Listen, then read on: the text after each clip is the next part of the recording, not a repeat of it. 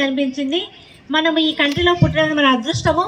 మనం ఇక్కడ ఇంత స్వేచ్ఛా వాయువును పీలుస్తున్నామంటే మన పెద్దల యొక్క కృపా కటాక్షాలు అని చెప్పి మనము గుర్తుంచుకోవాల్సిన ఆవశ్యకత ఎంతో ఉందని చెప్పి మనము ఈరోజు గుర్తు తెచ్చుకునే అవకాశాన్ని మనకి భారత ప్రభుత్వము ఈ 26 జనవరి రిపబ్లిక్ డే చేసుకునే అవకాశం కల్పించినందుకు చేసుకునే అవకాశం మనకు దక్కింది.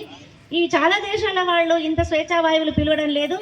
మనము ఇక్కడ ఉండడం అనేది మనకి వేరే దేశాల వాళ్ళని చూస్తే వియత్నాం కానీ చైనా కానీ చూస్తే వ్యక్తిగతంగా ఎలాంటి స్వేచ్ఛా వాయువులు పిలవకుండా చాలా మగ్గిపోతున్న విషయం మనకు తెలుస్తుంది. తర్వాత అదేవిధంగా కూడా ఈ సెక్యులరిజం అనేది మనకి ఒక రాజ్యాంగ ప్రసాదించినటువంటి ఒక గొప్ప వరం.